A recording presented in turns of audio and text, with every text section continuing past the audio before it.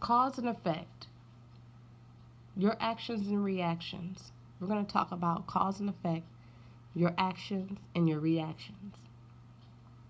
You must be aware of your choices. With each action, you should be able to ask the following question: what are the potential consequences of this choice? You need to build your self-awareness. Without self-awareness, you're living dead. You're walking dead. Your spirit is dead. Because without the spirit and the mind, the body is just a piece of clay. It's nothing. So we have to bring awareness to our mental faculties, to our spirit. Okay? What are the potential consequences of this choice? We need to have that awareness. To begin with constructive actions, we need to build an awareness so we can create positive outcomes. View each choice with the end result in mind. Your choices allow you to mentally visualize or feel the outcome. Therefore, you can judge the circumstance or end result in your mind's eye and in your heart. With each choice, there are questions. Will it bring me peace of mind? Will this bring me peace of mind? Right action is the right response or choice for any given situation or moment. Some of us can ask our body, heart, and spiritual center if the choice is right. Does the choice allow us to feel comfortable sensations in our spirit? Do you feel peace? Do you feel tranquility? The area of the center body gives tiny emotions or feelings that will help us make decisions if we act in mind and heart so that we can feel our inner response. That's why it's important to stay centered and become aware. It's important to be present in the moment. Okay? With our individual journey, we have times of joy and hardship resulting from any decision. Right? We must be able to ask ourselves, what have we learned from our journey, our choices? We got to pause and reflect. We have to pause and say, okay, why am I here? What has gotten me where I am at in life? What series of choices has gotten me into where I am? Reflection is wisdom. Be aware of your choices with mindfulness.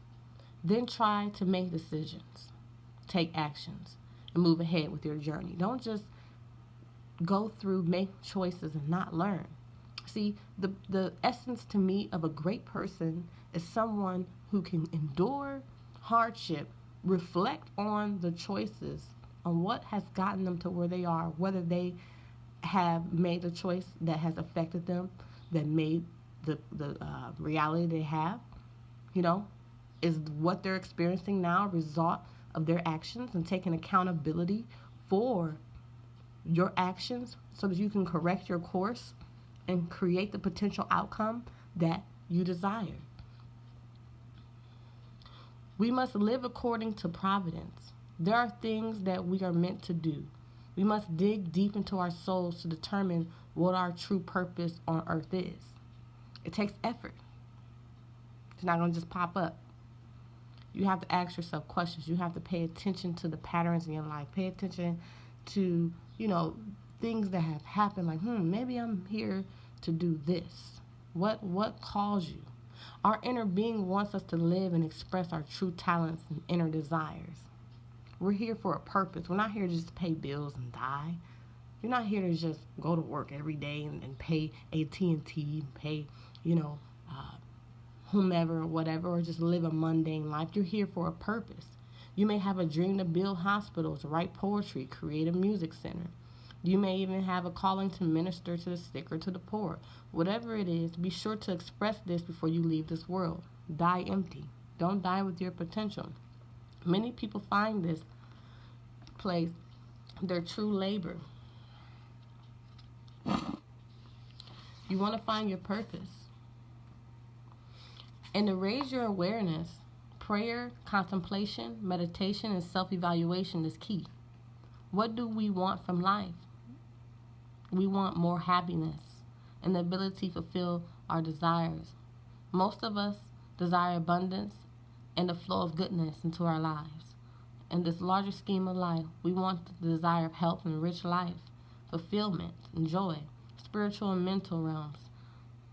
Both realms. We want to feel fulfilled spiritually and mentally. We want peace of mind and to nurture our spirits. Some believe that true success is the unfolding of our spiritual life, where oneness is attained with all. That's what I believe. For me, my top priority is my spiritual well-being, because I understand, like, without having balance in your spirit, having your mind set on goodness and the goodness of God, because God is all there is, I'm motivated, dedicated to keeping myself lifted in high consciousness, no matter what the appearances may be, no matter what's going on or how great of a trial or difficulty may come up in my life. I've learned, keyword, I've learned to keep myself lifted in high consciousness, no matter what the appearances may be. See, that has nothing to do with the conditions or how much money I have or what somebody says or if something's going my way. I don't care what's going on. I keep myself lifted in high consciousness because God is all there is. He made the sun, the moon, the stars. He made the trees, the light, and the day. Then he turned around and made me. You see, that's why I make it my priority to live righteously in my mind, right thinking, right feeling, and right action. Because I know that with right feeling, right thinking, and right action, no matter what the circumstances are without, because I'm right within, law states as within, so without, cause and effect. So I'm causing the effect. It doesn't matter what is going on the outside. Long as I'm good on the inside, everything gonna be all right. And that's the battle right there. So conditioning my mind and not looking at external things and keeping my mind on the Most High is what I've learned to do. We'll go into, and I'll explain the law of spiritual detachment now. Detachment and non-resistance means to not resist moving ahead in harmony with the currents of life while maintaining and growing a sense of peace. Not allowing simple external things to hold you back. See, I've learned you either serve principle or things. Principle is God. Things are the external things in your life. Situations, the people, or the things. You allow that to dominate your thinking or what you're going to think about. That takes effort. It took me some time to do that because I used to be the type of person who let the external validate how I was going to think, until I went through the dark night of the soul and lost my daughter. And I went through such a dark experience within my soul, and dark depression and pain and suffering, because I thought my thoughts were controlling me and I didn't know how to control my mind. And God reached in and He gave me innate wisdom, and He showed me a new way to live, and I had a breakthrough. I had a spiritual breakthrough. So this is why I share this with you. This is why I feel this is my part of my calling. This is my purpose. Okay?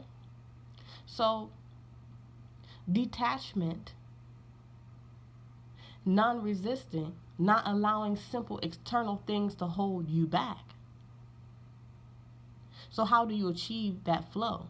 Great teachers discuss many methods of relaxation or meditation.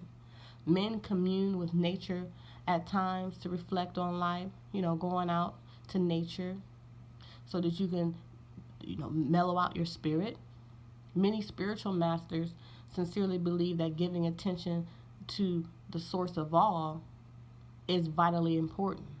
Giving attention to God, which is the source of all, is vitally important.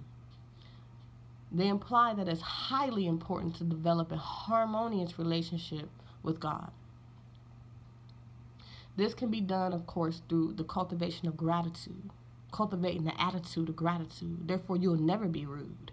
Through prayer. Prayer is the highest form of communication. It's an affirmation, meditation. Moreover, through living a life of love. Love. What is love? Love is patient. Being patient with yourself and others. Love is kind. Being kind to yourself and others. And it is written that you should love the Lord your God with all your heart, all your soul, all your mind. I wonder why. Because all you are is mind and soul. And once you focus your mind and soul on God, the source, the creator of all things, that made the sun, the moon, the stars, and turn around and made you and I. You see, focusing on him, we'll have a tolerance, we'll have peace for anything that comes outside of us, that comes to us, that is meant and sent to disrupt our inner being. We just focus on the man who made the sun and keeps it set in the sky. Hey, the sun never falls. He keeps it there, trusting in the creator of all things. The moon never falls from the sky. I never seen the moon fall. I've never seen the ocean dry up. I trust in that same force, that same creator, the same power that made the moon, the stars, and then turned around and made me. I trust him so innately that I've built up the tolerance. I've built up the understanding and the wisdom to live a life of love, peace, tolerance. So my actions will bring me closer to God. Overall, people who actively engage in spiritual life and a spiritual life can become very efficient and effective because they are focused and have a state of well-being. When you look at people who actively engage in a spiritual life, like look at Buddha, look at Jesus, look at Gandhi. You look at these ascended masters and these great people that have touched the face of the earth and how they lived such a spiritual life and how they were so grounded and focused.